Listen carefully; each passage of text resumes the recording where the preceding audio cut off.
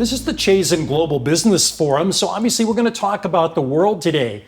And the world is certainly Columbia Business School's oyster, with a preeminent ranking, with wonderful new facilities, and an exciting new curriculum. And especially, Costis, given your leadership, thanks for joining the conference today. And I wanted, if I might, to start out with a question about business and society, which is, how do you see the shareholder-stakeholder trade-off? If you're running a firm, or when we're shaping our students to run firms, is this all for shareholders, stakeholders, something in between? Thank you for having me, Glenn. Well, that's a loaded question, right? I think corporations have created tremendous amount of innovation. The free market system, competitive markets have disrupted, shaped our lives, created tremendous economic opportunity for all of us.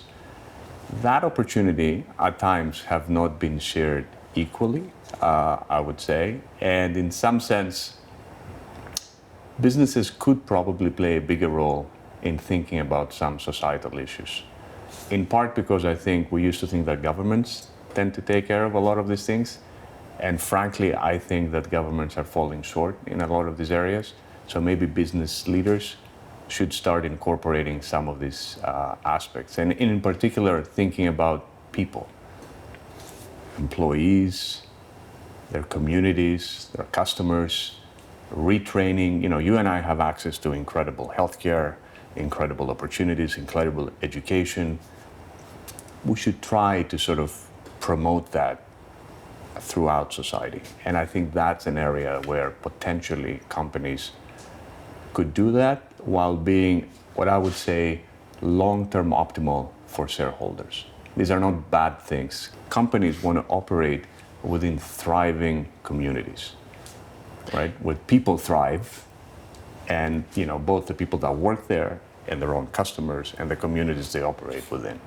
Well, you made a lot of great points there. Let me unpack them. So you mentioned about long-term optimal. Do you think business has a horizon problem? Is there too much short-termism? Is that the issue? You mentioned government before, and I want to ask you, there's a belief, I think, by many in the general public, and certainly among business leaders, that government is dysfunctional. And without commenting on that in particular, what could business do? So you've mentioned some things, communities, worker training and things like that. And then there are bigger social challenges like climate change. Where can business have an impact in a world in which public policy is moving perhaps too slowly? So in some sense, governments need to level the playing field a little bit. With climate is a good question. In the sense, I believe the solution to climate will come from corporations. It will not come from governments. Corporations will innovate, will find solutions, and then will implement them at scale and quickly. What governments could possibly try to do is to level the playing field. For example, if we could institute a realistic carbon price so that we're pricing in externalities. So that will create incentives for corporations to innovate. The same way, we used to dump chemicals in this river right behind me half a century ago, and at some point in time we decided that's a bad idea, right? And that was an interface where governments and corporations came together. So I think corporations have some aspects of societal issues that they can tackle head on without government involvement. I agree with you, and you very well put together business and government, but I want to bring another player in from our world, business schools, and Columbia Business School in particular. How do you get MBA students, who are after all going to be the future business leaders, to have a sense of social context of the role of business in society in what they're doing, along with working with them in everything in basic skills from statistics to discounted cash flow? How do you weave it in? So I think, first of all, our students, as you know, come in and they're much more socially sensitized to what's happening in their neighborhood, in this country, and around the world. So they're ready to actually engage in that topic. What should we be doing? I believe we should do at least three things, and I'll tell you one thing that we're trying to do right now, is develop curriculum to engage students in this area. Have them sort of grapple with the challenges think about possible solutions, and think about how corporations, how innovation, and how governments can come together to actually address these social challenges. I think we should be having this dialogue with our students, and we should be training future business leaders to be sort of more socially responsible. The second thing that I think we have an obligation to do, the same way Milton Friedman came up with an intellectual framework for what business leaders should be doing about 50 years ago, we should be rethinking what should that intellectual framework be. If we're telling business leaders that they need to actually look at stakeholders in addition to shareholders, in what intellectual context would we justify that? We need to support them. In some sense, in the blueprint, this is how we should be thinking about it. This is why we're not acting myopically. This is why you should be doing X versus Y. So I think it's our responsibility as thought leaders to actually research these problems and engage with business leaders and policymakers to educate the debate.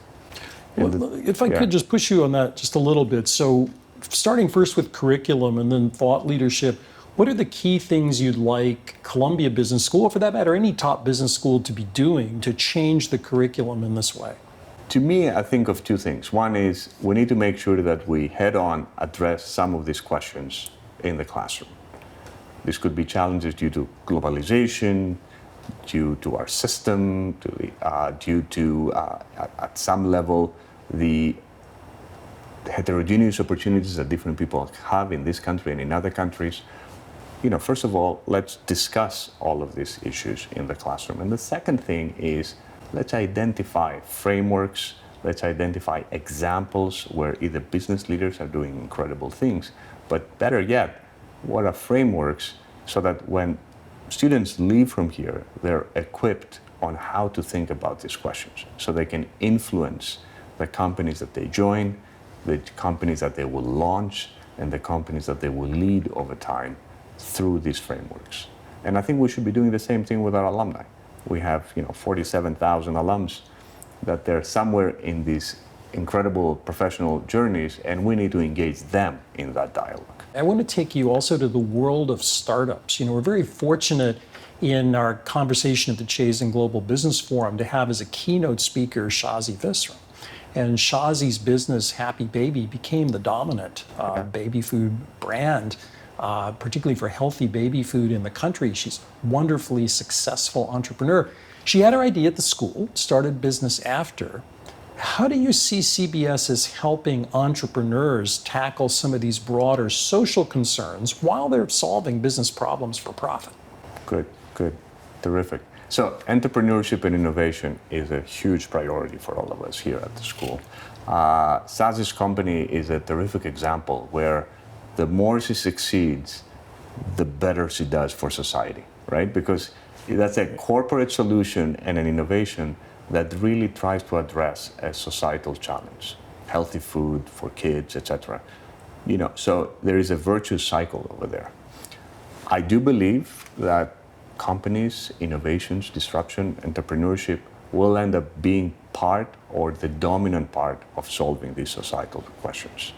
Governments may actually play a role in aligning incentives, but in my view, it won't be governments that solve the problem.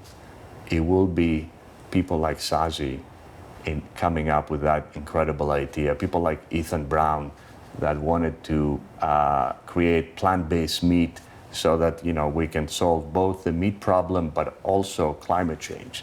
And in some sense, the more these individuals succeed and the more economic value they generate for their companies, in fact, the better off the whole planet is and our local societies are going to be. So this is going to be, to me, the dominant force in addressing these questions over time. At last year's Global Business Forum, we noted it was the 30th anniversary of the Chazen Institute. We'd like to take a long-term view. If you were to look out 10 years, what do you think people will be saying about Columbia Business School's leadership in business and society? Well, I want us to be the place where the dialogue is taking place. We're located in the business capital of the world. We have the most incredible thought leaders in our faculty. We have incredible business leaders in our alumni base.